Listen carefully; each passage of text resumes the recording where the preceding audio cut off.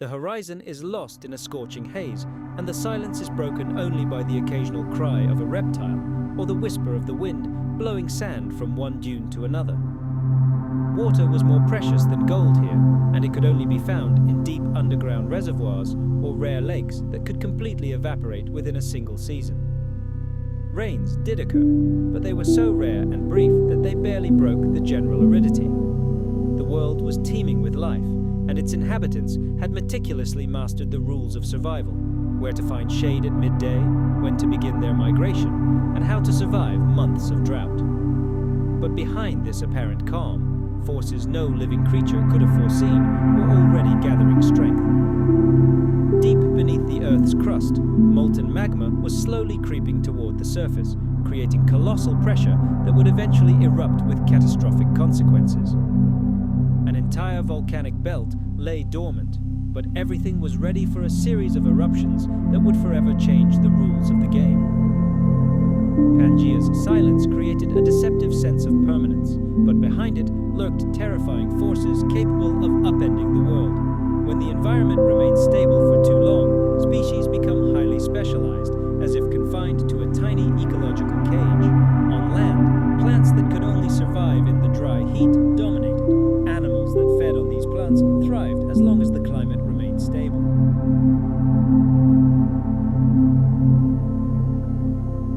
Every thread in the fabric of life was tightly intertwined, and drought and predictability underlay this pattern. Just imagine what it was like to live in such a world. Days flowed with a measured, familiar rhythm. The sun blazed mercilessly from the sky, and the nights brought coolness beneath a scattering of unfamiliar constellations.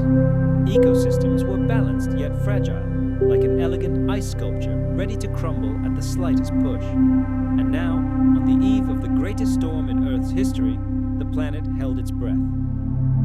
Pangaea was poised for change, even without realizing it. This vast, harsh world of deserts and heat was ruled by reptiles who believed their dominance would be eternal. The skies remained dry, the rivers grew shallow, and the forests retreated. No creature alive in that era could have imagined that very soon the heavens themselves would open up, and the world they knew would be drowned in an endless torrent of rain. From this calm, almost eerie state of stability, the first drops were about to fall upon Earth, and with them, the disintegration of the entire world. Imagine a planet that, for countless generations, had known nothing but drought. The Earth was literally baked under the merciless sun, and all its inhabitants lived in a rhythm of perpetual water shortage. And then one day, almost imperceptibly at first, the soft patter of raindrops on the dry earth was heard. To us, the beginning of rain seems refreshing, even gentle.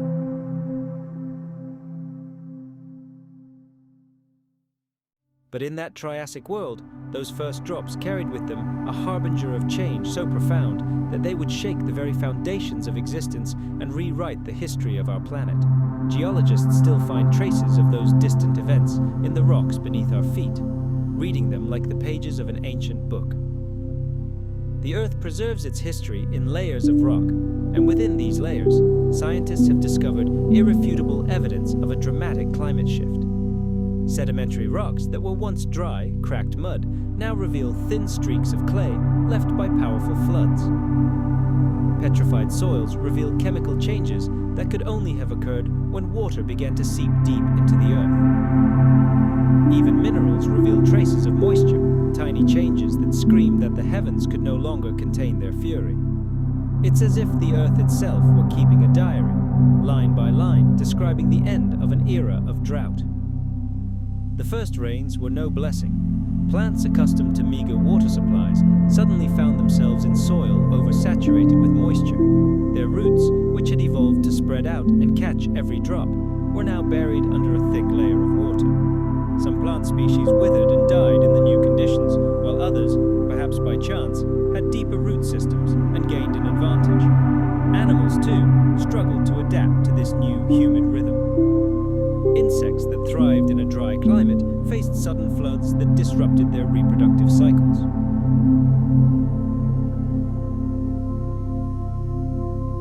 Reptiles that had roamed predictable landscapes for centuries now found themselves trapped by flooded rivers and suddenly emerging swampy plains. The situation was made worse by the uneven nature of the changes. In some regions of Pangaea, the sky could be covered in clouds for weeks at a time, while in others, brief lulls in the downpour would offer glimpses of sunlight before the storm returned with renewed force. Imagine the confusion of creatures accustomed to dry riverbeds and dusty trails when their world was turned upside down. Their familiar routes, their hunting grounds, their entire lives were disrupted. Imagine a world where silence was an unimaginable luxury, a world where rumble and thunder were as integral to existence as the endless rain pouring from the sky. There is something unsettling about the image of a planet that was never silent, where there was not a moment of peace. Today, we're accustomed to associating the sounds of nature with peace, the gentle babbling of a stream, the singing of the first birds at dawn, the quiet rustle of the wind through the leaves. But in that ancient, forgotten world, there was no room for peace or serenity. It was the voice of the planet that never ceased. It was the peals of thunder that rent the skies and the constant trembling of the earth beneath their feet. It was the soundtrack to an era of great chaos, and its echoes still resonate in stone, echoing across millions of years.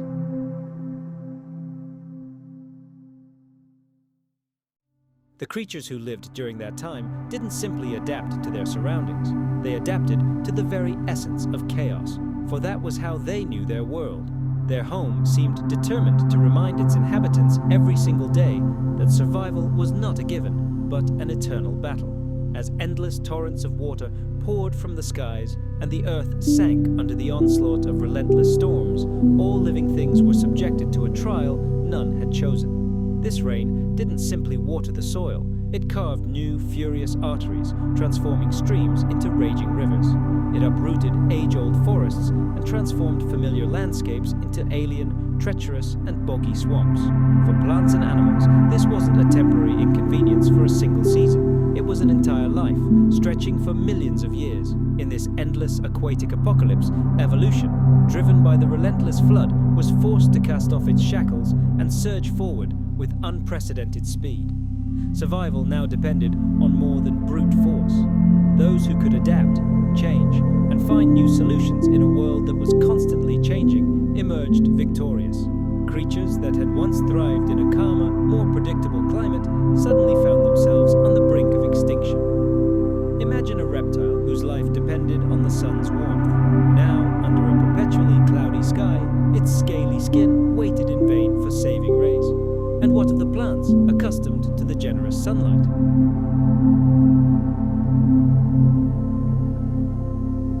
Their leaves desperately reached for the ghostly glow through the dense canopy of trees, drowning in water. Everything familiar and reliable was destroyed, and with each fragment of the old world, only the most resilient, the most flexible, the most adaptable remained. It was as if nature had placed the entire world under a gigantic press, increasing the pressure until only those life forms remained that could withstand this monstrous onslaught. The advantage suddenly fell to the small and agile creatures. They could swiftly cross flooded lowlands, find refuge in hidden crevices, and access scarce resources.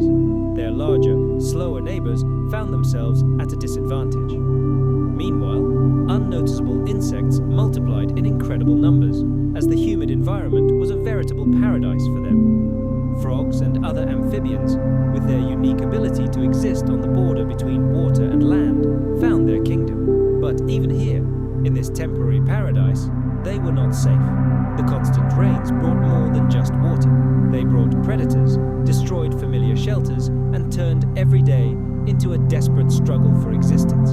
To survive, they had to sharpen their senses to the limit, develop lightning-fast reflexes, and acquire increasingly effective defenses. Predators, too, felt the breath of change.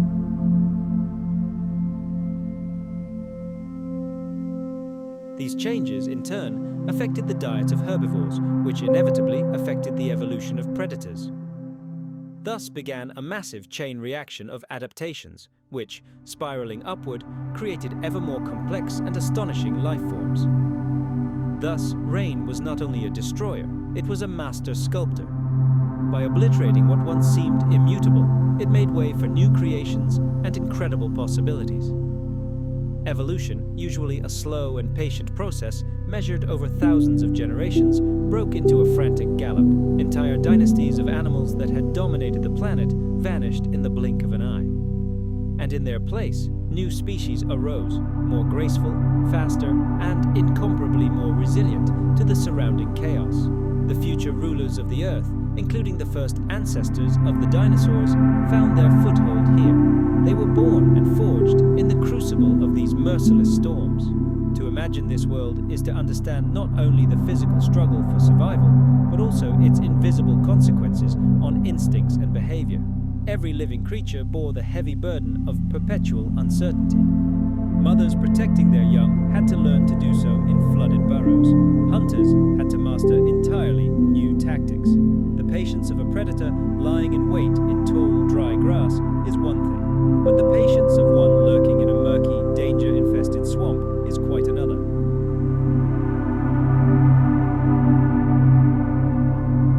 Perhaps even their modes of communication changed as their cries and roars turned into desperate attempts to break through the deafening cacophony of the elements. The rain changed more than just bodies. It reshaped habits, instincts, and the very strategy of life itself.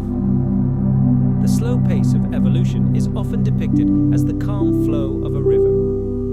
But in that era of tempests, it was a true storm, fierce, swift, and inexorable. Each new generation passed through the sieve of the most brutal selection, and each subsequent one left behind a world that was slightly different, slightly harsher, and more demanding. Those who survived were no longer at all like their ancestors. Step by step, change by change, the living fabric of the planet wove itself into patterns that had never existed before, and there, beneath endless downpours, beneath peals of thunder that seemed to last forever, the foundations of a new world were laid. Creatures didn't simply survive, they transformed. They grew more resilient, more cunning, more powerful. They pushed the boundaries of what was possible for their bodies and their minds. The age of storms changed everything. The planet became a gigantic laboratory, and the results of this grand experiment will shake the world for millions of years to come. Rivers have always been the lifeblood of landscapes, but during the endless rains that followed the Carnian Pluvial event, they transformed into untamable monsters.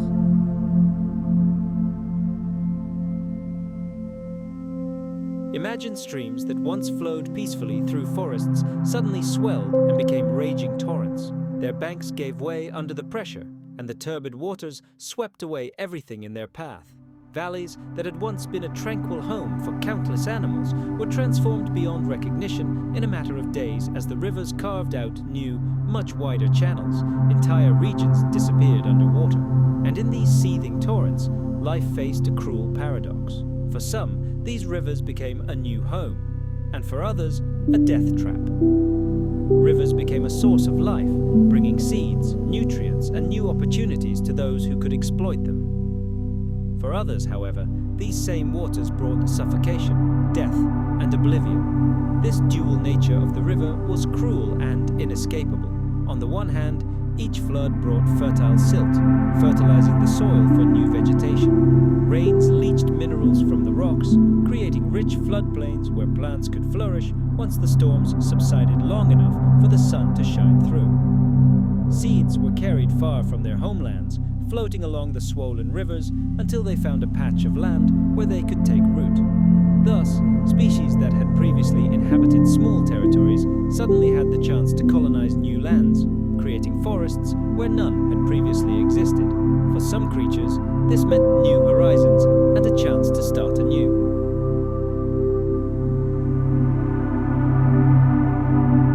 New food sources, safer nesting sites, these were opportunities that would never have arisen without these devastating storms. However, hand in hand with this renewal came destruction on an equally massive scale. Entire ecosystems were inundated by gigantic volumes of water. Plants growing along riverbanks were buried under a thick layer of silt and simply suffocated, unable to adapt. Animals living near water were swept away by the raging currents, their bodies carried downstream like leaves. Shallow burrows collapsed, nests were washed away without a trace, and young, caught unawares by the sudden flood, had no chance of survival.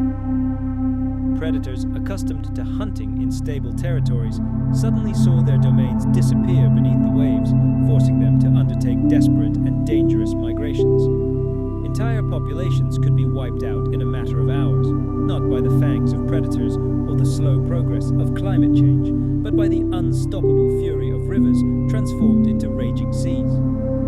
These rivers became extremely dangerous places, where large, deadly reptiles lurked in the murky waters. Imagine riverbeds swollen by endless rains transformed into turbulent highways. Along these new waterways, reptiles and amphibians began their great migrations, unwittingly spreading threat and chaos to previously untouched corners of the world.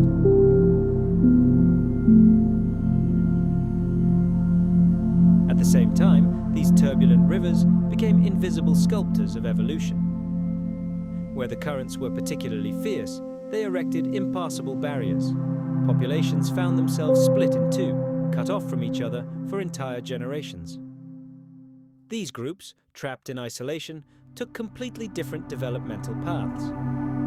Their bodies, their habits, their very essence began to change, adapting to the unique conditions of their new isolated home. And in other places, rivers, conversely, became bridges, connecting lands and ecosystems that had previously been separated by thousands of kilometers.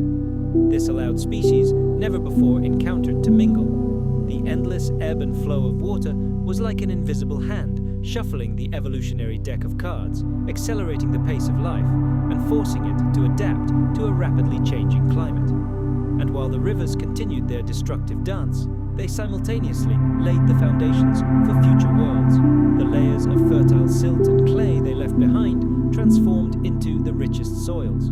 These soils would nourish the great forests of this era for centuries to come. And the channels they carved through the planet's surface became an integral part of the landscape, defining the routes for future ecosystems. Herein lay the great paradox. Rivers were not only merciless destroyers, but also great creators. They were a force that took life, yet simultaneously gave it.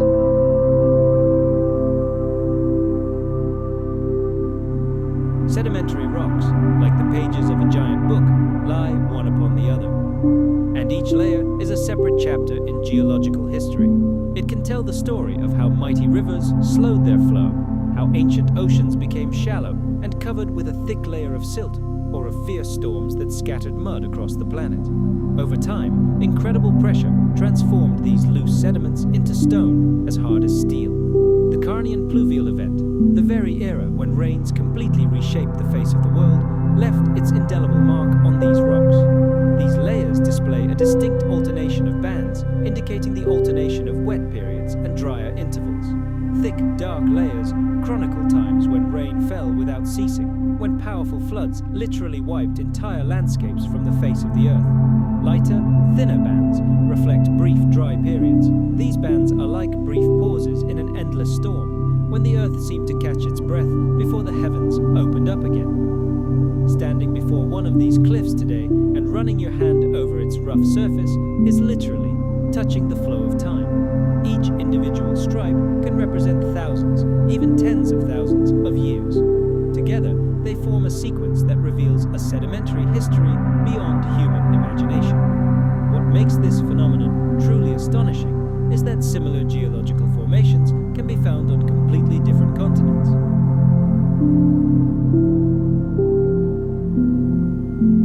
And the rocks are the only witnesses of those times that have survived. Silent but unyielding, they preserve the memory of the water that poured from the sky so long ago.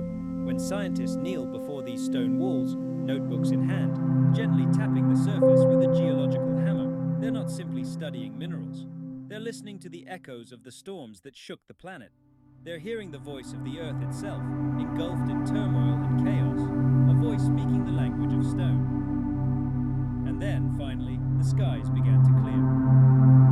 It wasn't a sudden lull, rather, it was a long, uncertain shift toward peace. The endless grey curtain of water hanging over the world grew thinner, and the deafening rumble of thunder grew less frequent. Its echoes drifted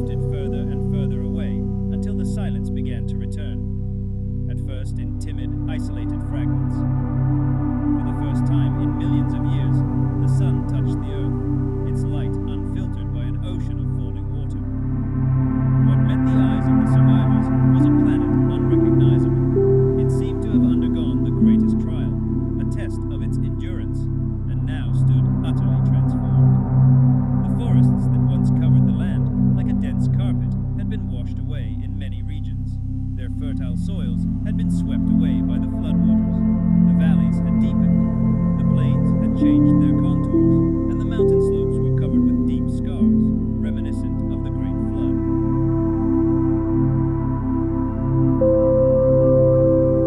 However, new green life was already sprouting from these scars. Seeds, carried away by the torrents of rain, found a new home in fresh deposits of fertile silt. Young shoots stubbornly rose from the earth, restoring what had seemed lost forever. Even the air was different. The storm had altered the balance of gases in the atmosphere, and only a few plant species were able to adapt to this new mixture. It was these survivors who set the rules of the game for the animals that would follow, shaping their diet, habitat, and the very rhythms of their new life. The world had changed beyond recognition. The few who survived this global flood were not simply the lucky ones. They were fighters, forged in fire and water, tempered in the crucible of endless trials. Many giant reptiles that once lazily basked on the banks of ancient swamps vanished without a trace, unable to withstand the relentless onslaught of the watery elements. In this new reality of perpetual dampness and ecosystems collapsing one after another, amphibians, the former rulers of rivers and lakes, suffered a crushing defeat. Their populations dwindled to barely noticeable pockets of life. In this graveyard of the old world, some fell and others rose. New reptilian species, those who had adapted, swarmed into the empty niches. They were leaner, faster, and ruthlessly efficient.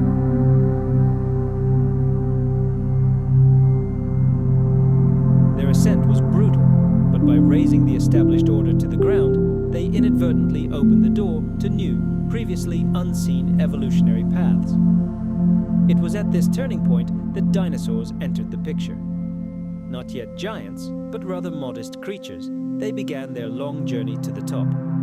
These weren't the colossal predators and multi-ton herbivores that would shake the Earth in the Jurassic.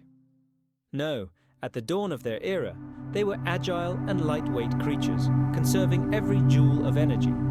Their bodies were built for speed and endurance. They proved perfectly adapted to survival in this chaotic but gradually recovering world, while larger, clumsier animals perished in the swamps or were unable to find food.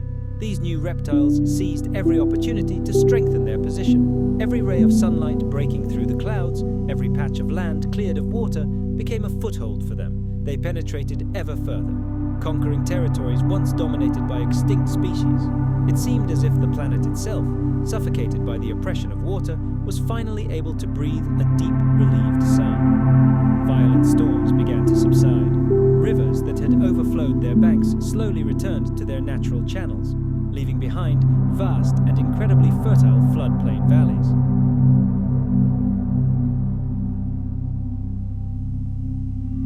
Lakes, swollen to the size of seas by endless downpours, calmed, and new life began to emerge in their mirror-like surfaces. Unprecedented species of fish and aquatic invertebrates took the place of those lost forever in the depths. Forests, too, began to revive. They grew in the same places, but these were completely different forests. Their appearance had changed. New species of ferns, conifers, and the first seed plants now dominated. Like an artist washing away an old painting, they began to paint a completely new landscape on the same canvas. But the memory of the Great Flood was forever imprinted on the genetic code of the survivors. Those creatures that learned to burrow deeper into the earth to escape the floods passed this instinct onto their descendants.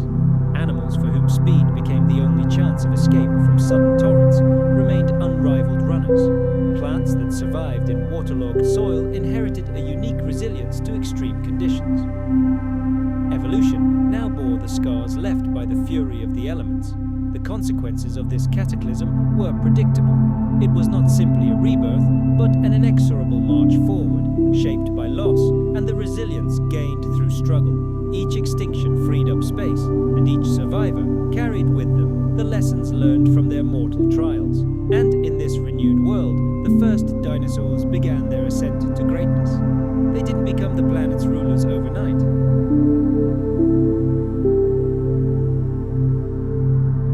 But their foundation was stronger than granite. They had endured trials that would have broken many others, and their very survival became the key to future prosperity. Generation after generation, they grew stronger. The world was no longer the seething cauldron it had been during the great storms. It had become calmer, but its silence still echoed with the tragedies of past. Entire dynasties of life had been wiped from the face of the earth. But in their place, the seeds of the future sprouted, destined to change the planet's history forever. The stage was now theirs, and a long, long era lay ahead of them. Imagine a storm. We immediately picture dark nights, peals of thunder, torrents of rain pounding rooftops. We picture rivers overflowing their banks, and an overwhelming sense of nature's unleashing its boundless power.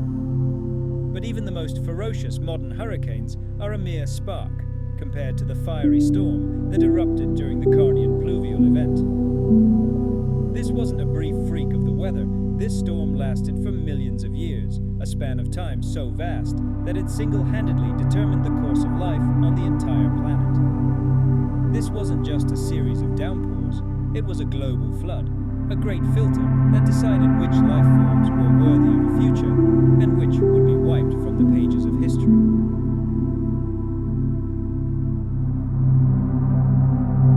They faced formidable competition. Giant crocodile-sized amphibians, bizarre theropods, and other creatures that ruled the Earth for millions of years. They were strong, successful, and seemingly invincible. But when the heavens opened and remained open for 2 million years, their time was up. Flooded forests and swamps ceased to be their home, and entire evolutionary lines withered and died. And dinosaurs, with their lightweight bones, uniquely efficient breathing system, and incredible adaptability, saw opportunity in this chaos. What began as a desperate struggle for survival became the first step toward global domination. Think about it. If not for this global flood, the history of life might have taken a completely different path, unimaginable to us. Perhaps dinosaurs would have remained a minor group of animals, and other creatures would have ruled the world. If dinosaurs hadn't reigned supreme for over 160 million years, our ancestors, the first mammals, would never have had the chance to evolve in their shadow, patiently biding their time. And if mammals hadn't seized power after the dinosaurs' fall, humanity itself might never have emerged. It turns out that we owe our existence not only to an asteroid impact, but also to a storm that raged hundreds of millions of years before the first human eye, capable of seeing it, appeared on the planet. The ancient rocks, studied by geologists today, serve as a window into that world.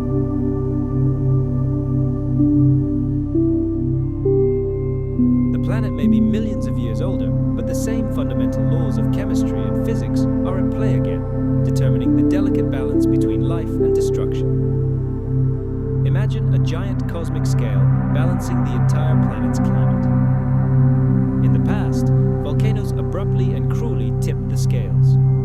Today, human hands continually add weight to the same scale. Year after year, with every ton of coal burned, with every barrel of oil wasted. Imagine ghostly smoke rising into the heavens. This invisible, toxic gas slowly changes the very essence of the planet. Here, amid the silent landscapes of a prehistoric world, new forests grow in place of flooded territories, and the oceans change their contours, and the echoes of that ancient catastrophe reach us through millions of years, manifesting in eerily familiar images. Long ago, at the end of the Triassic period, the Carnian rains lashed Earth, a relentless deluge that lasted nearly 2 million years. Today, we see the elements gathering force again. Hurricanes, born in warm oceans, batter coastlines with unprecedented fury. Torrential rains transform cities into Venetian canals. Heat waves scorch entire regions that were considered oases of coolness just a generation ago.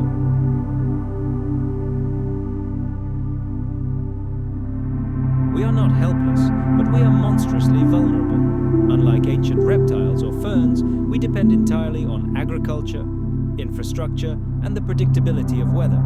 Floods wash away our crops, storms destroy coastal cities, wiping them off the face of the earth. Droughts that last for years turn fertile lands into deserts. These natural disasters strike not only at ecosystems, but also at all of human society, which feels every jolt of this planetary fever. Tensions are mounting, and history has proven time and again that environmental shock is often followed by social collapse. But there's another warning sign that can't be ignored. Just as ancient life adapted and thrived after the Great Flood, modern humanity also possesses a remarkable capacity for adaptation. We have the science to anticipate dangers and the technology to prevent or at least slow them. The only question is, will we take action quickly enough, or will we repeat history, waiting for a devastating storm to strike directly overhead before paying attention to the storm clouds on the horizon? The rocks that hold the memory of the Carnian rains that poured down 2 million years ago serve as a silent reminder. The Earth doesn't need our permission to change. Climate change is not our doing, and once the wheel of change is set in motion, it's incredibly difficult to stop.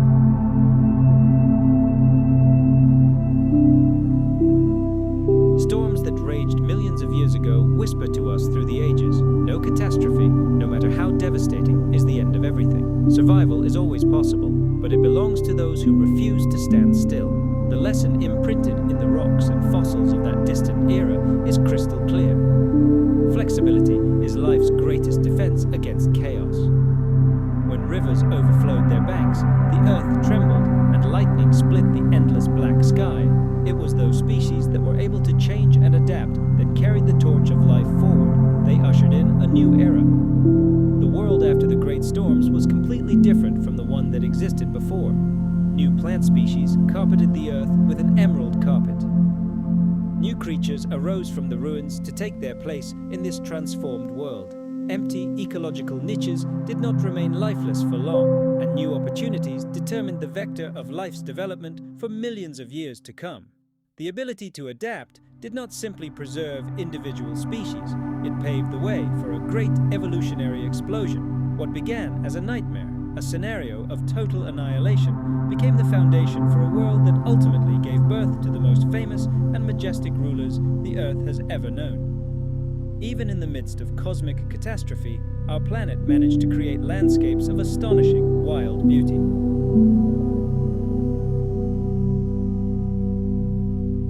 Let us transport ourselves to that world and imagine this scene. Endless green expanses stretched to the horizon, covering the entire landmass. The Earth was experiencing its second birth. Where once there had been parched, lifeless land, young, vibrant forests now reached skyward. The great rains that had lashed the planet hadn't simply flooded valleys and carved out channels for new rivers. They had awakened a lush, unstoppable growth of vegetation. Giant conifers, like ancient guardians, dominated the landscape, their dark needles catching and holding billions of raindrops. At their feet, on the perpetually damp soil, lay impenetrable carpets of ferns and mosses. To find oneself in such a place was to journey into a world where primal terror and awe merged. Every gust of wind carried with it the thick, intoxicating scent of wet earth, and unknown life seemed to lurk in every shadow. But these pristine forests were overrun by the elements. Mighty storms displayed their incomprehensible power. Leaden clouds, so dense and heavy they seemed solid, stretched from one edge of the sky to the other, like a black stone vault. Blinding bolts of lightning tore through the heavens, each flash momentarily plucking entire valleys from the darkness, revealing them to the world. And with the light came sound. It wasn't just the sharp crack of thunder, it was low, rolling waves that shook the very ground beneath their feet.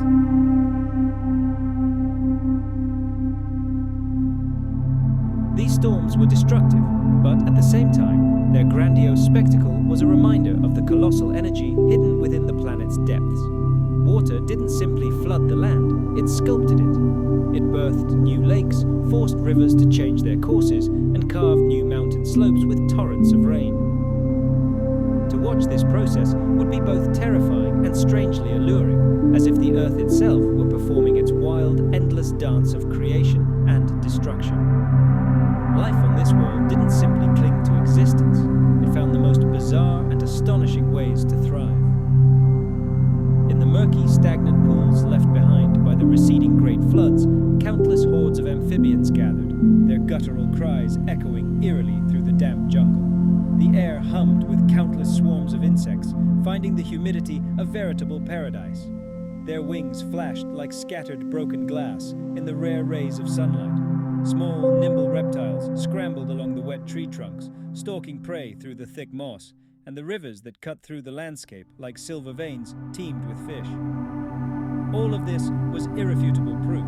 Life was ready to rise to any challenge and seize any opportunity this harsh new world offered. This diversity of form and habits spoke of an incredible resilience that was more than mere survival. It was as if life itself absorbed the chaos around it and turned it to its advantage, transforming it into a source of new strength.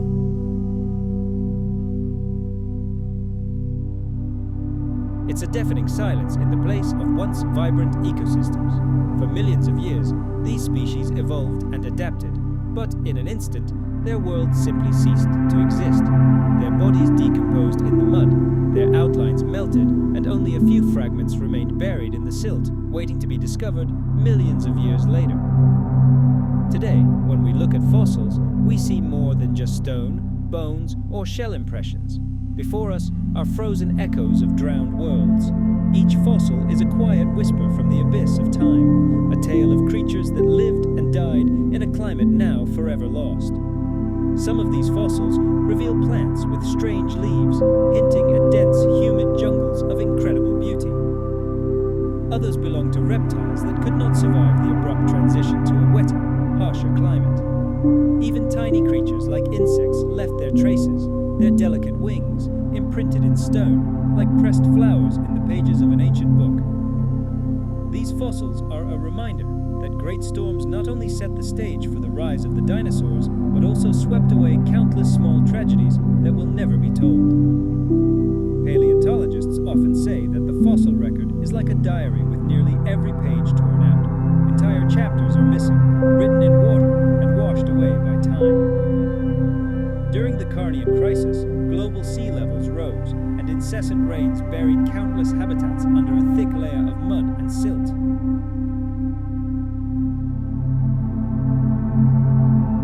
In this vast burial ground, some organisms became fossils, but most met a different fate.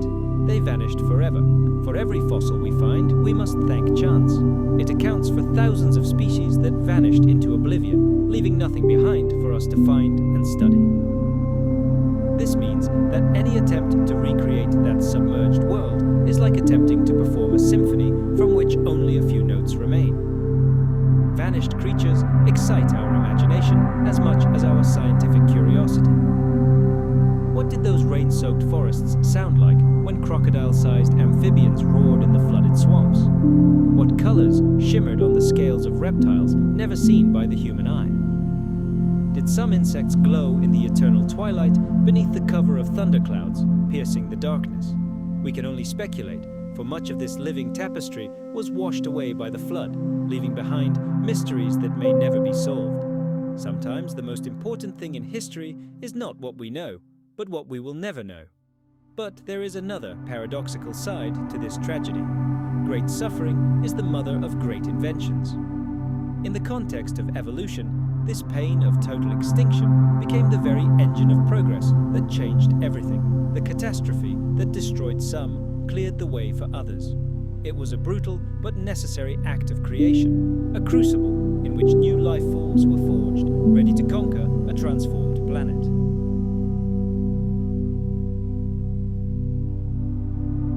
Often, it is precisely these moments of contact with the unknown that spark the flames of entire civilizational movements that change the course of history. If the observers wanted to control humanity without fully revealing themselves, this would be the most effective method. They could select specific individuals, instill their ideas in them, and allow these ideas to spread like a virus. Of course, Skeptics will immediately object that all these experiences are simply a product of our own minds. Hallucinations, lucid dreams, or figments of the cultural imagination can explain a great deal. But the striking similarity of these stories across different cultures raises questions. Why do people in different eras and in different parts of the world describe virtually the same things? Shining beings descending from the heavens, fiery chariots, voices coming from nowhere. It all raises eyebrows. These images are repeated too often to be mere coincidence. They suggest a single source, perhaps observing us right now. We can look at these moments from another, more cold and scientific perspective, as calibration points. In any long-term experiment, researchers periodically measure to ensure all variables are evolving as intended. They may adjust conditions, introduce new stimuli, or simply assess the subject's reactions. If humanity is such an experiment, then moments of contact may play the same role.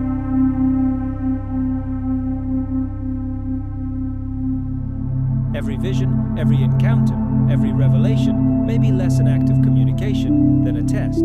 How will society react to the message of a new prophet? How will an individual cope with the trauma of abduction? How will an entire culture change after a religious revelation? Perhaps observers are interested less in the content of the message than in our reaction to it. It's also entirely possible that many of these moments weren't intended for our eyes at all. Just as an animal in a lab might occasionally glimpse a white-coated researcher behind the glass, so too might people occasionally accidentally catch glances with those behind the scenes. These fleeting moments, taken out of context, later become myths, legends, and paranormal stories. Perhaps the observers don't desire contact at all, but the complexity of their experiment makes it impossible to completely conceal their presence. And all those strange, unexplained encounters that fill human history could be the result of such accidental information leaks. Even in art and literature, we see traces of this connection. Creative people often describe inspiration as if it comes from somewhere outside themselves. The very idea of the ancient Greek muse embodies this notion. Creativity is not a product of the mind, but a gift from divine powers.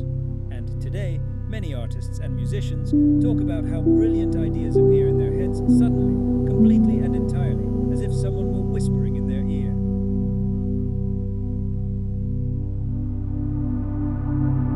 If our consciousness is part of the experiment, then perhaps inspiration itself is another form of subtle contact, a way to stimulate human creativity and direct it in the direction chosen by the observers. Technological breakthroughs, those astonishing leaps in development, can also be linked to moments of contact. Ancient myths often describe gods who taught humans how to make fire, cultivate the land, or create writing. And modern conspiracy theories sometimes claim that certain sudden technological advances, for example in microelectronics or aerospace engineering, were made possible by studying the wreckage of alien spacecraft. Whether this is true or not, the recurring theme remains. Knowledge sometimes comes to us not gradually, through long labor, but suddenly, like a gift from above. And if so, then contact is not just messages and revelations, it is also tools. What makes such contacts such a complex puzzle for us to understand? Primarily, it is that they never bring crystal clarity. Imagine an ancient prophet who is granted a vision, not a clear instruction, but rather a set of symbols, metaphors, and vague images. Or an eyewitness to an inexplicable phenomenon in the sky, who after the encounter is left not with a feeling of insight, but with complete confusion in his soul. Mystical revelations offer comfort, but they never reveal the full picture.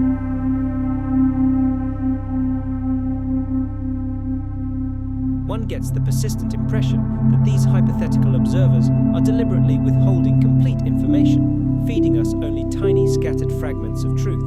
Perhaps this is the essence of their experiment. Think about how we teach our children or students. We don't give them ready-made answers to all their questions.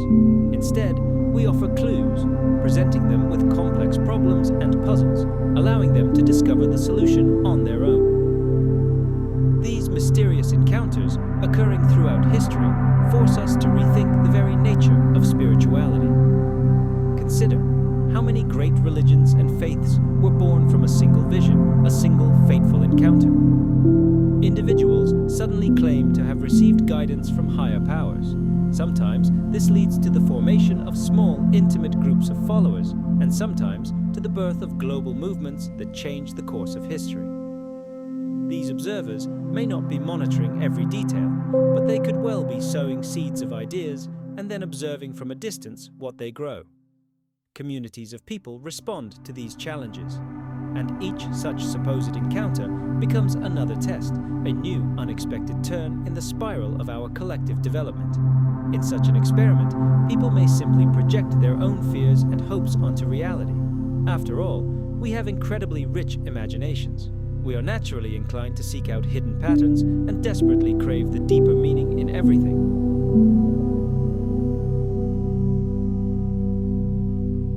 Perhaps these moments of so-called contact are simply our mind's defense mechanism, a way to cope with the uncertainty of existence and endless suffering. But even if this is so, such self-hypnosis still plays a key role in this hypothetical experiment. Observers have no need to directly intervene if humanity itself creates myths of contact. Belief itself, even in an illusion, can shape the behavior of entire nations, guide the development of cultures, and dictate moral principles. In this sense, imagined contact can be just as significant as real contact. Looking back at our history, it becomes abundantly clear. Moments of contact, whether real or imagined, have had a colossal impact on the development of human civilization. On their foundation, religions were born, cultures were transformed, knowledge was spread, and millions of people found purpose in life. And it doesn't matter who we're talking about, ancient gods, aliens from outer space, the spirits of our ancestors, or secrets hidden in the darkest corners of our subconscious. This experience is fundamental, and perhaps that's precisely the essence of the proposed experiment. Within this theory, what matters is not the encounter itself, but the consequences it entails. And this brings us smoothly to the next chapter of this incredible story. We are no longer talking about loud and obvious moments of contact, but about much more subtle and sophisticated forms of control.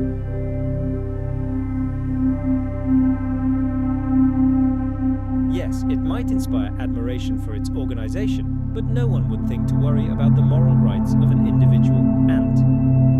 From their cosmic perspective, the very question of our ethics might be an empty phrase. But from ours, from within that anthill, it has decisive, absolute significance. There are those who argue that these observers, if real, must necessarily be kind and benevolent.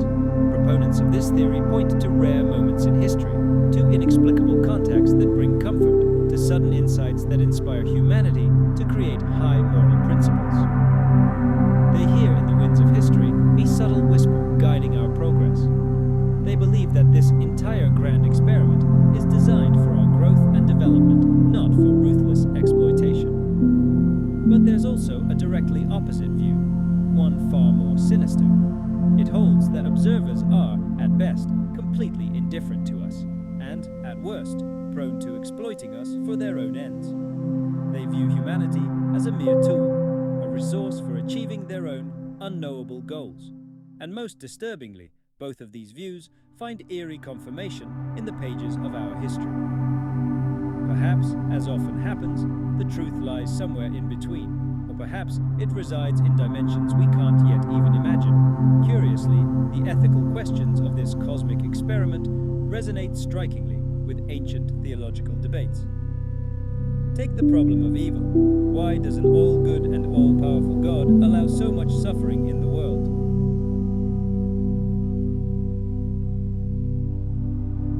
We see it crystal clear in the geological record. One layer of sediment paints a picture of an arid desert, while the next, lying directly above, reveals a picture of flooded, water-soaked plains.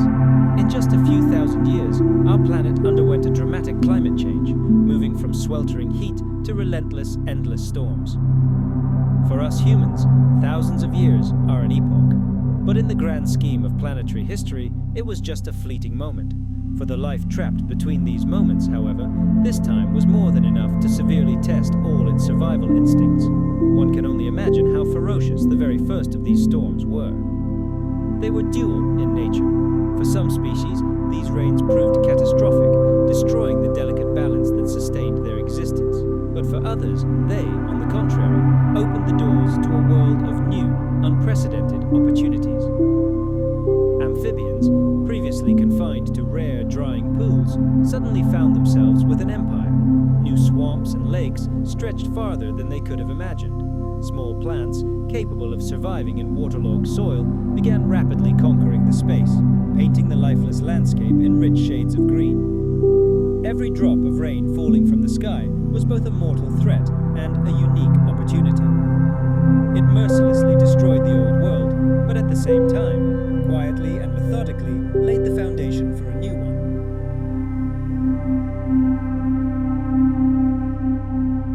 What had recently been a hard, sun-baked desert began to soften and disintegrate under the pressure of the endless torrent of water.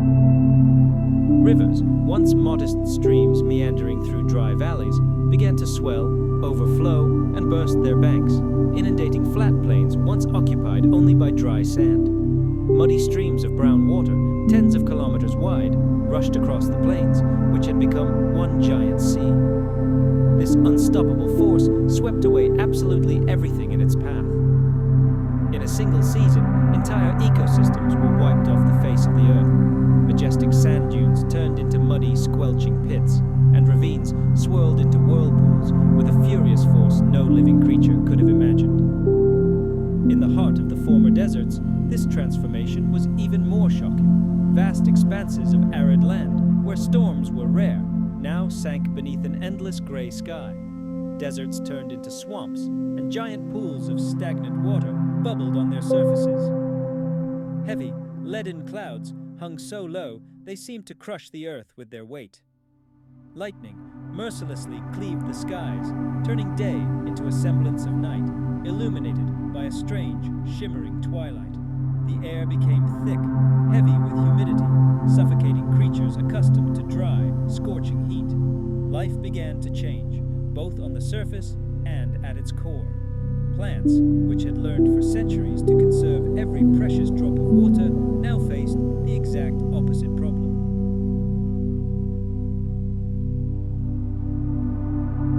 Excess moisture caused their roots to simply rot, and seeds to sink into the mud, never having a chance to germinate. The forests that once grew along the banks of rivers and lakes couldn't withstand the strain. The soil beneath them softened, and the trees collapsed under their own weight. Fallen trunks, piled into giant logjams, drifted downstream like shipwrecks. Where reptiles once reigned supreme, new murky swamps now sprawled.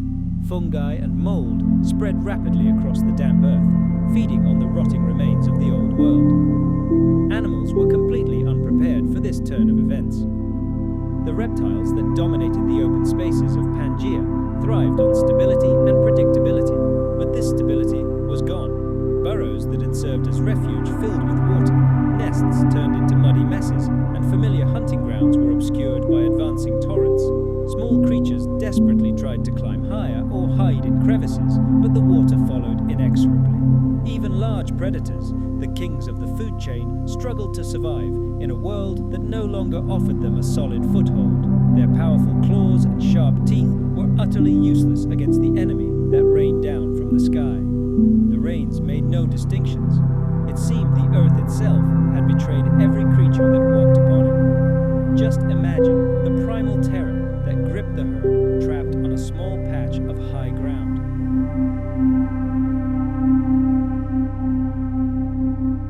And not a single living creature on the planet could remember a time when the sky wasn't leaden gray. The water saturated not only the soil, it saturated the very history of life on Earth. The phrase, "the earth itself sank," may seem like a poetic metaphor, but for the time, it was the most accurate description of reality. What was once solid became liquid. What seemed immutable turned treacherously precarious. Life did not vanish overnight. It slowly disintegrated, eroded by the silence and the incessant flow of falling water. With each passing day, this flow grew deeper, and with each passing day, survival became more difficult. And while countless species struggled and perished in this flooded world, the planet itself was changing, opening its doors to those who could endure. Floods, no matter how devastating, ultimately became a powerful force for evolution. They were a source of new opportunities, reshaping ecosystems in ways no one could have imagined. But the storms brought more than just water.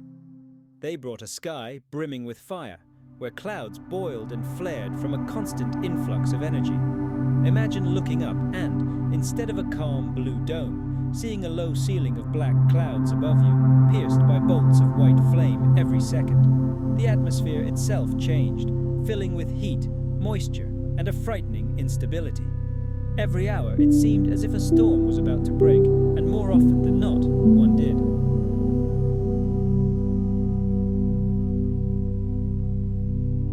This merciless cycle of fire and water became a great crucible of evolution. Creatures that couldn't adapt or flee the looming threat quickly enough were doomed.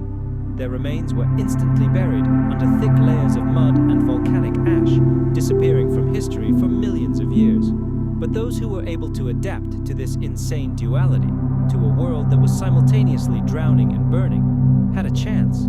They began to explore ecological niches their ancestors could never have imagined. The planet was changing with kaleidoscopic speed, testing every life form in seemingly endless storms. While torrents of water poured from the skies and fire raged on the ground, the roar never ceased. It was a constant reminder that the planet itself had become unpredictable and deadly. Every flash of lightning, every clap of thunder decided the fate of entire species, sending some into oblivion and giving others a chance to survive. In this chaos of fire and water, the foundation for a new era for the future rulers of the planet was being laid, though no living being could yet comprehend it. The world, which had been ruled by reptiles for centuries, turned into a death trap for them. For millions of years, they had ruled the arid lands. Their bodies were perfectly adapted for surviving the heat. Their scaly skin, like reliable armor, perfectly retained precious moisture.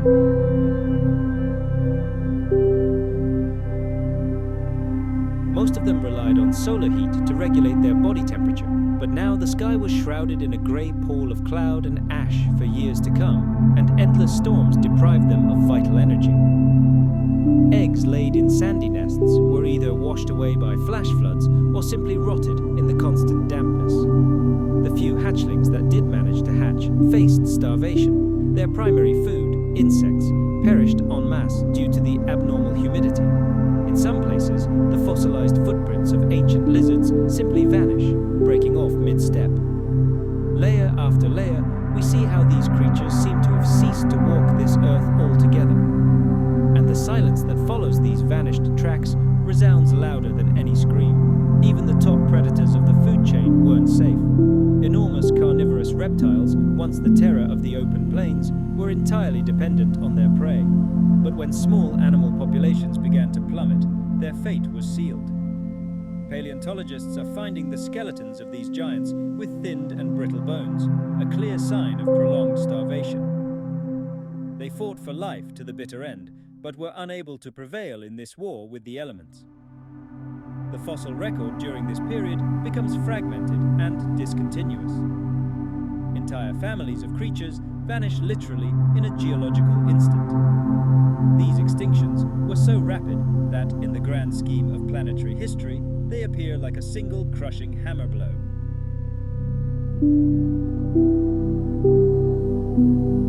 But for smaller creatures, for those very dinosaurs that had previously seemed mere details on the landscape, a time of opportunity had arrived.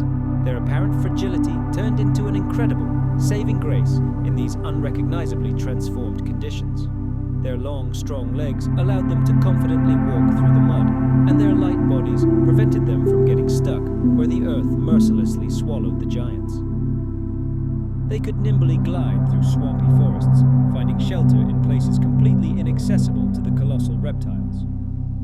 Every new storm, every thunderstorm became another nail in the coffin of those who had ruled this world just yesterday. The fleet-footed dinosaurs learned to live in this chaos, brought with them by the eternal floods. Not only the land changed, but the very laws of competition changed. Once mighty and numerous, rhynchosaurs, whose fossils are found today on every continent, faced a sudden and catastrophic decline. Entire populations died out because the vegetation they depended on for food was simply drowned underwater. Water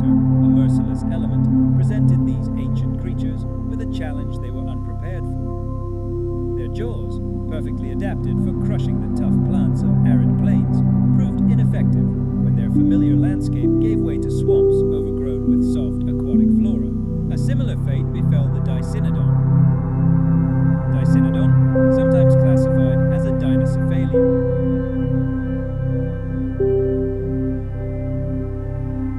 Their time was also coming to an end. Their powerful fangs, ideally designed for uprooting succulent roots from hard, dry soil, proved virtually useless in the boggy swamp, and their massive barrel-shaped bodies simply sank through the earth, which could no longer support their weight. Even predators of the era, such as the crocodile-like archosaurs, did not escape this tragic fate. They were masters of hunting along the banks of rivers and lakes, but endless rainfall transformed their hunting grounds into raging, unpredictable floods.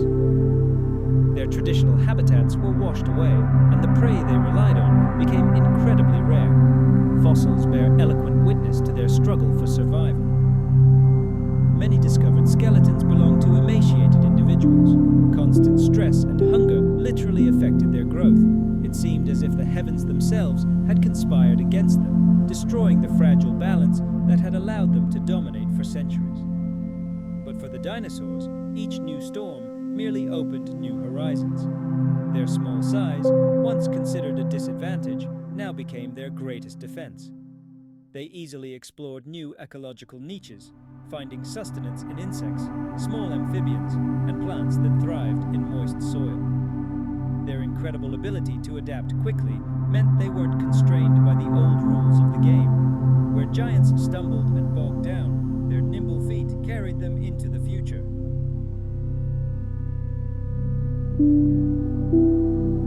The world was changing daily, and those who couldn't adapt to its new, frenetic pace were forever left behind. Let's transport ourselves to that world for a moment and imagine the scene in every detail. A planet shrouded in grey clouds, from which water pours endlessly. Rivers overflow their banks, erasing the boundary between land and sea, turning everything into a single perilous swamp. And amid this chaos, once mighty giants helplessly sink into the mud. Their herds thin with each passing day, their dominance fading before our eyes. And somewhere in the shadows, among ferns coated in heavy drops of water, small dinosaurs carefully make their way. Their eyes watch the proceedings, their bodies ready to move, taking up a vacant place under the sun that does not yet exist. They were not yet kings. They had not become the terrifying lizards that would one day make the earth tremble. But these storms, these catastrophic rains, cleared the way for them to the top. They were the survivors, the ones who had learned to thrive on a flooded world, and their descendants would inherit this planet. But the drama wasn't just on land. The endless rains that drenched the continents weren't confined to the valleys and lowlands. Powerful torrents rushed on, carrying tons of mud, minerals, and organic debris into the oceans. Rivers that had once flowed smoothly now roared with uncontrollable fury, turning into deadly mudflows.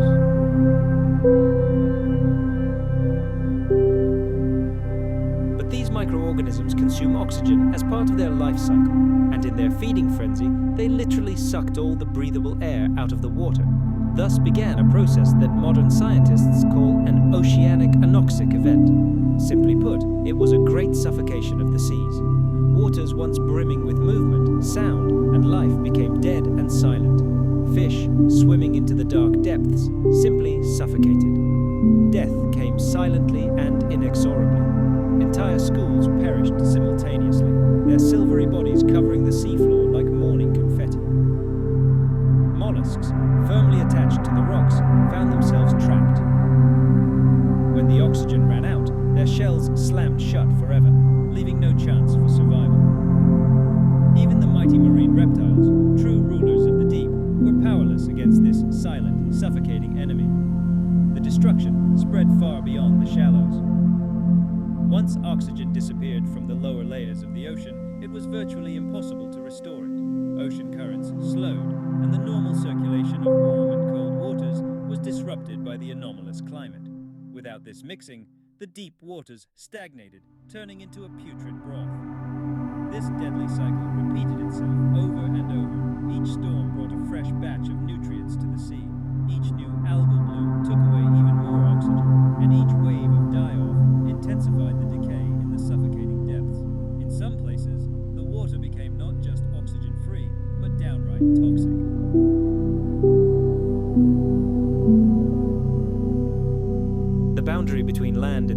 was erased, and nowhere was safe. Life on Earth was trapped. The land was drowning. The skies were torn apart by storms, and now the oceans themselves had become one vast graveyard. For billions of creatures with nowhere to run, there was no refuge. It was a chain reaction, and it all began with rain. But the real storms did not arise in the skies. Their source lay deep beneath our feet, in the very heart of our planet. There, in the molten depths, beneath kilometers of the Earth's crust, molten rock boiled. This primal rage sought release, cracking the rocks, tearing the Earth apart in gigantic fissures, and finally breaking free in blinding fountains of liquid fire, shooting straight into the sky. The volcanic eruptions intensified, turning into a veritable cannonade. Colossal columns of black smoke and hot ash rose one after another on the horizon, stretching for hundreds of kilometers. Imagine a world where the sun disappeared not for a few days, but for decades. Choking clouds of ash obscured the sky, turning the bright day into an eternal, oppressive twilight. The planet itself seemed to be suffocating. Its breath became toxic, and fire erupted from its lungs. Each such eruption was more than just a spew of lava and rock. Along with them, invisible killers were released into the atmosphere. Billions of tons of invisible gases rushed into the air, supersaturating the atmosphere with carbon dioxide, methane, and sulfur.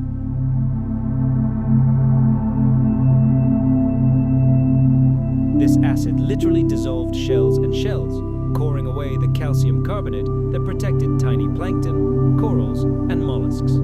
The very foundations of the marine food chain were threatened. Their fragile skeletons were destroyed faster than they could form. Without them, the entire marine ecosystem began to collapse, condemning larger animals to starvation. It seemed as if the planet itself had rebelled against the life it had nurtured for so long. For those living on land, the impact of volcanic gases was direct and merciless.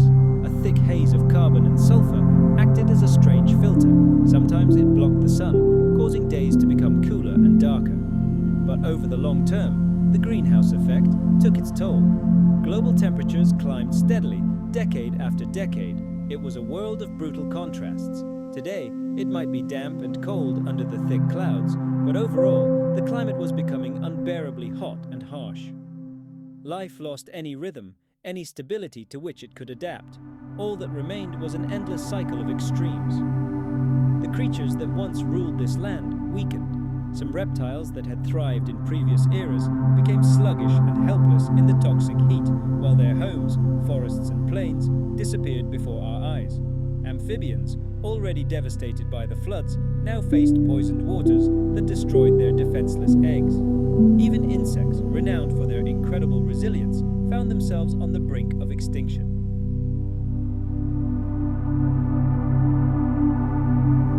Other creatures caught in this maelstrom of chaos were doomed by disrupted food chains and devastated ecosystems. The chain of survival cracked in many places, and where life had once teemed, a deathly silence reigned.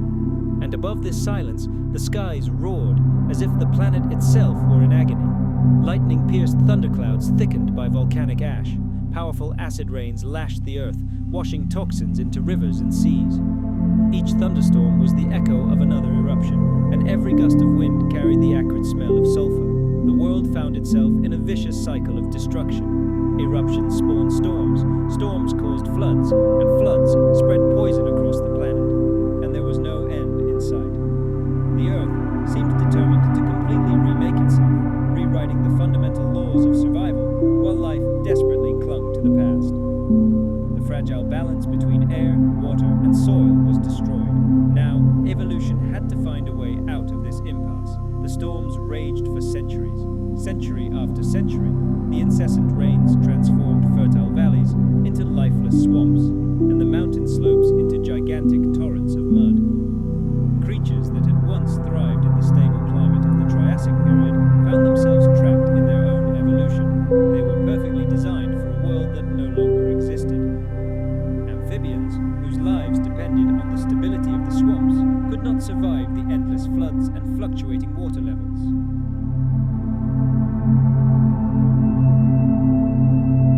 The landscape no longer belonged to its former kings. A great storm swept the champions of the past from the board, and in the void they left behind, new, unknown players began to emerge.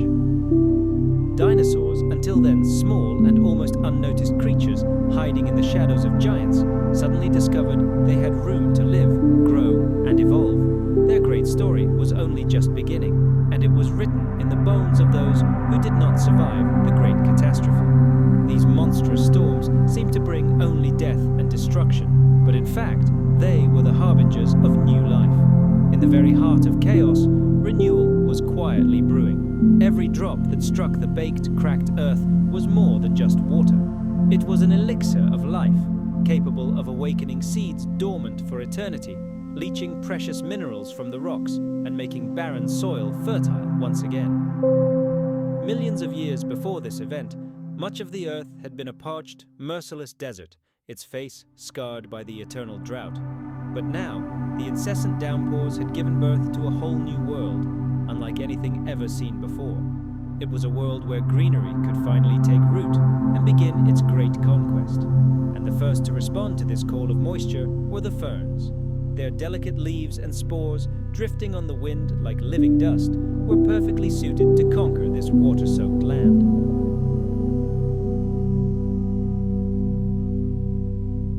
In every crack, in every crevice between rocks, on the banks of newborn, full-flowing rivers, they found refuge and began their rapid growth.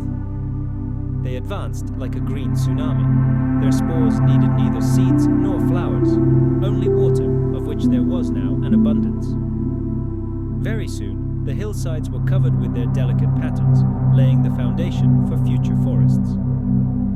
Following the ferns came conifers, the distant ancestors of our pines and cedars. Unlike their low-growing cousins, they soared upward, desperately racing toward the heavens. Their mighty crowns, composed of dense needles and spreading branches, filled the empty sky, creating the first dense green canopy in the planet's history. Their trunks grew thicker and stronger, and their roots dug deep into the soft, moist soil, holding the trees securely in place. These were not fragile sprouts. These were true creators of the landscape, providers of life-saving shade and new sources of life. With each generation, they grew taller, and their crowns intertwined to form the first true forests on the planet. This transformation of the world was unstoppable. Where lifeless deserts had recently stretched, dense jungles were now emerging, ready to engulf them completely. The rains continued, and with each new season, the ecosystem grew ever more complex and diverse. Under the canopy of tall conifers, a soft carpet of moss covered the damp ground. At the foot of the giants, shrubs and low-growing plants huddled.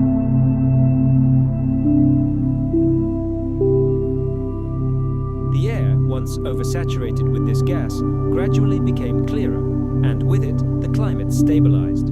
A frantic cycle of storms and lush plant growth created a new balance. Flora shaped the atmosphere, and the atmosphere, in turn, created comfortable conditions for flora. What began as cosmic chaos became an engine of stability. Earth was entering a new era, the Green Age. The spread of forests changed not only the climate, but also the geography itself. Rivers, carving their way through the loose soil, carried tons of sediment into valleys and lowlands, where new vegetation immediately sprouted. Where water accumulated, lakes formed, and marshy lands transformed into veritable oases teeming with life. Regions that had previously been so barren that not a single plant could survive were now covered with a continuous carpet of towering trees reaching to the horizon. The landscape no longer resembled the skeleton of a dead world, but the beating heart of a living organism. For the creatures that survived the great storms, these forests were both a blessing and a severe test. Predators found ideal cover for ambushing and stalking prey, while smaller animals hid in the dense branches and undergrowth. Dinosaurs, still small and not dominant, cautiously explored these new, uncharted territories. A fierce struggle for territory and food unfolded in this verdant labyrinth of ferns and conifers.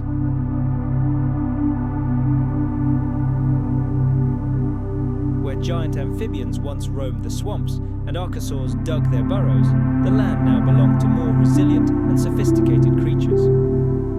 Many of the ancient reptiles that had thrived before the rainy era were unable to adapt to the new humid conditions, the altered atmospheric composition, and the new ecosystems that spread like wildfire.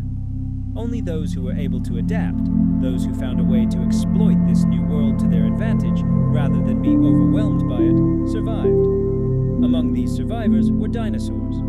Unlike many of their competitors, they thrived in wetter, greener landscapes. Their limbs, unlike the splayed feet of many reptiles, were positioned directly under their bodies. This gave them a colossal advantage in speed and endurance, allowing them to cover vast distances without tiring. Their lungs operated with incredible efficiency, their movements were precise and powerful, and their diet was flexible enough to switch to new food sources, abundantly offered by the expanding forests. The rains created endless jungles of ferns, conifers, and cycads, where deserts once stretched under the scorching sun. Green canopies now blanketed the ground, creating a mosaic of diverse habitats, teeming with life. This lush world posed both deadly dangers and boundless opportunities for dinosaurs. They could easily traverse the densest undergrowth, make lightning-fast sprints for prey, and occupy niches inaccessible to slower, clumsier creatures.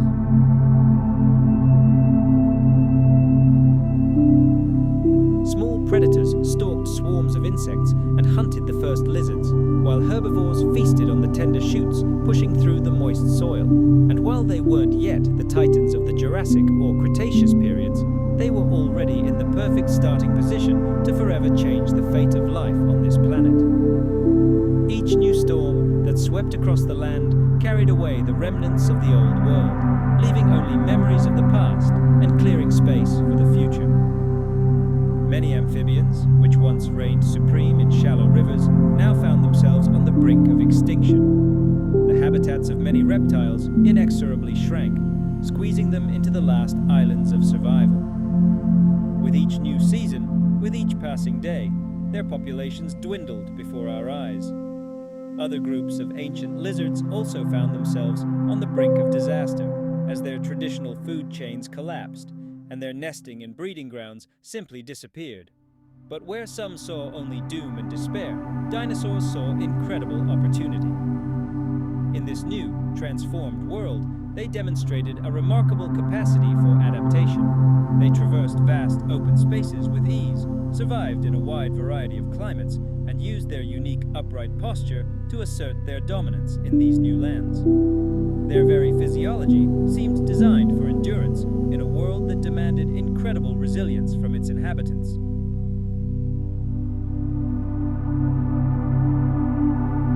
Their jaws were lined with sharp, backward curving teeth like fishhooks, capable of crushing bone with ease.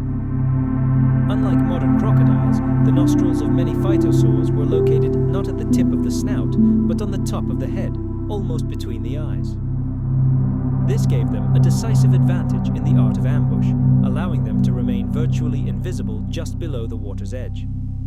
They watched, and they waited, displaying truly endless patience. For any small animal that ventured close to the shore, encountering them was a true nightmare. A sudden explosion of water and the closing jaws were the last thing they saw in their lives. However, phytosaurs weren't the only masters of this new damp world. Amphibians, for whom dampness was life itself, also found their place in this ecosystem. The abundance of water allowed them to reach incredible sizes. Imagine a salamander over a meter long, with shiny, slippery skin shimmering in the dim light of the swamp's vapors. This giant amphibian moves with eerie grace through dense reed beds. Some of these creatures weighed as much as a grown man, and their wide, trap-like mouths were lined with rows of needle-like teeth, perfectly adapted for catching fish, small reptiles, and anything else unwary enough to cross their path. These amazing creatures felt at home here. The moisture was the elixir of life for them. In dry times, they would have shriveled and died, but now the swamp had become their undivided kingdom.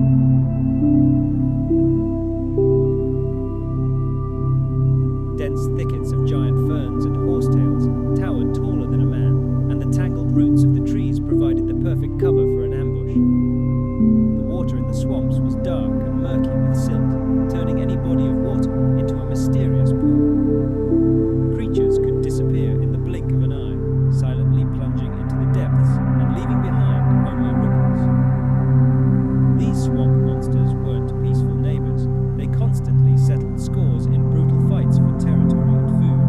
scars told the story of this merciless life.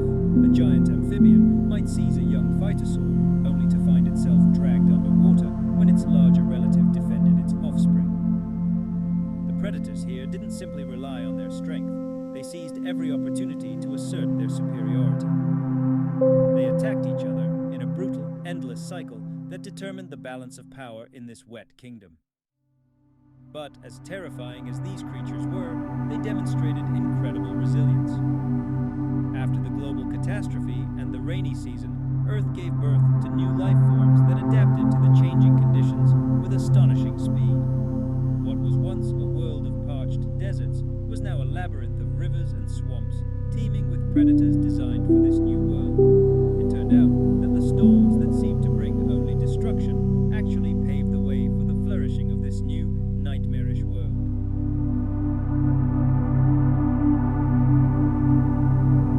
In the shadows of flooded forests, the future of life on Earth was written in teeth and claw marks on bones and deep paw prints in the sticky swamp mud. Now imagine for a moment what our world would be like if those rains had never stopped. Not just a season of storms or a few decades of flooding, but millions of years of relentless downpour, mercilessly lashing the Earth. For creatures adapted to this, life would eventually find its way. But for humanity, such a world would be a death sentence. Our entire history, our entire civilization is built on the delicate balance of weather, the predictable rhythm of sun and rain, the alternation of dry and wet seasons. The seasons allow us to grow crops, preserve food, and build durable homes that can withstand storm after storm. This is the very foundation of our existence. If this balance were disrupted, our civilization would collapse almost instantly. Humans, like most animals, require stability. Our agriculture, the foundation of civilization, requires predictable cycles. We plant seeds, expecting them to germinate in warmth, sprout in the sun, and receive just the right amount of water. But endless rains would simply drown the roots, wash away the fertile soil, and cause the crops to rot. In a world like the Carnic Age, agriculture would be impossible. Any attempt to preserve food would have failed due to the constant dampness, which would have created an ideal environment for rot, mold, and mildew.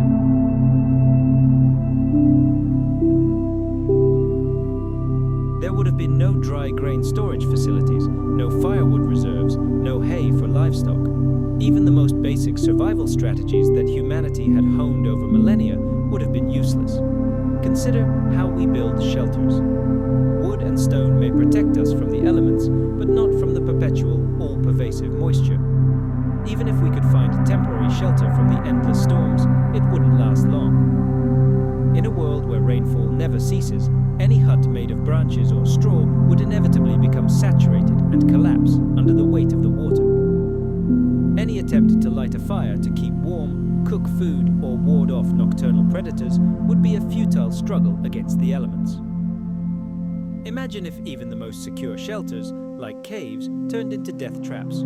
Water seeping through the rock would flood them, and the floor would be covered in slippery, cold mud, making any shelter uninhabitable. If our distant ancestors had somehow miraculously found themselves in this era, they would have faced a slow and painful death from complete starvation. Perpetually soaked to the bone, shivering from the piercing cold, they would never have been able to make fire, that sacred source of warmth that allowed them to survive the icy nights.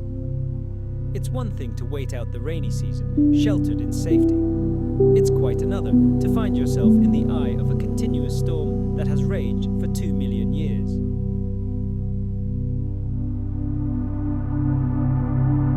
We humans are warm-blooded creatures, and maintaining a constant body temperature is vital for us. In such a dank, damp environment, our bodies would rapidly lose heat, inevitably leading to hypothermia, illness, and death. Modern humans are well aware of the danger they expose themselves to when left homeless in a pouring rain, even for a single night.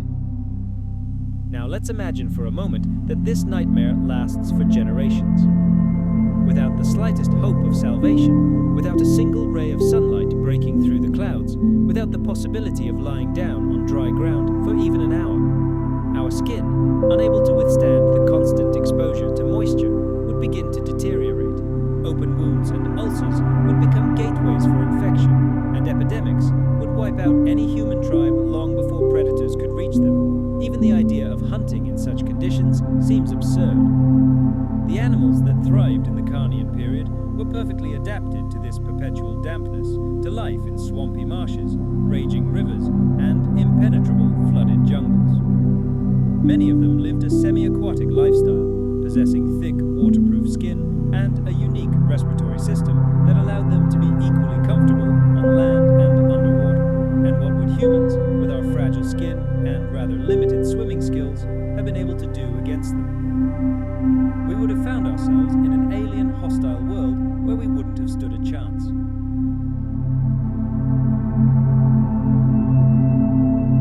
Life didn't simply adapt to the weather, it was forced to adapt to the geology itself, to the deep processes occurring within the planet's core.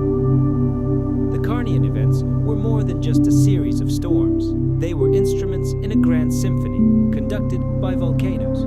Each eruption added a new, disturbing note to this symphony. Each pulse of gas altered the melody, creating a monstrous chorus of water, thunder, and lightning that inundated the land for millions of years.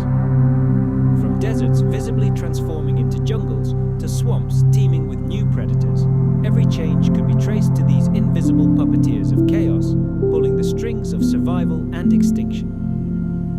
When we hear stories today about rain that lasted millions of years, we can only vaguely imagine the true scale and consequences of these monumental processes. It sounds almost like a myth, like an ancient legend passed down to us through the ages. However, scientists don't work with legends. They search for clues in the Earth itself, for rocks and sedimentary layers preserve the memory of the distant past. And with sufficient attention, researchers can read them like the pages of an ancient stone book. Every layer of rock, every fragment of fossilized pollen, every air bubble trapped in ancient amber, all this is invaluable evidence of what our planet was like in its infancy. One of the most powerful tools scientists use is the study of rock layers called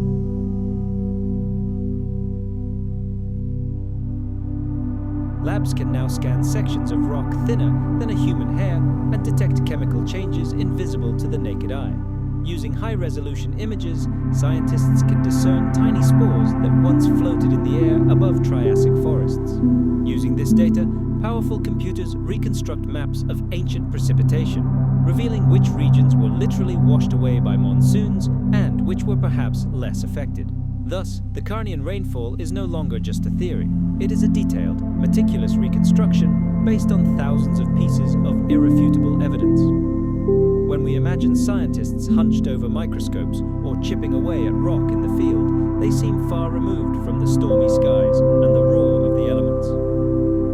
But it is their painstaking work that directly connects us to that lost world. Every red rock layer, every surge of fern spores, every isotopic signal is another voice from the distant past. And they all whisper one thing: the storm was real. And as this terrifying picture comes into focus, it sets the stage for the next, even more astonishing chapter of our history. After all, the Earth still holds many secrets. Now, let's close our eyes and try to transport ourselves to that world. The first thing that would strike us wouldn't be the endless streams of water, but the sound, a deafening, all-pervasive sound. Imagine a world where you never heard silence again.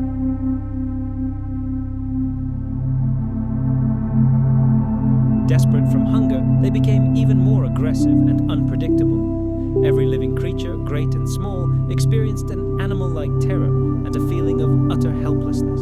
Everyone was on the brink of exhaustion, both physical and mental. Constant stress can break even the strongest organism, and in this flooded world, stress was as omnipresent as water itself.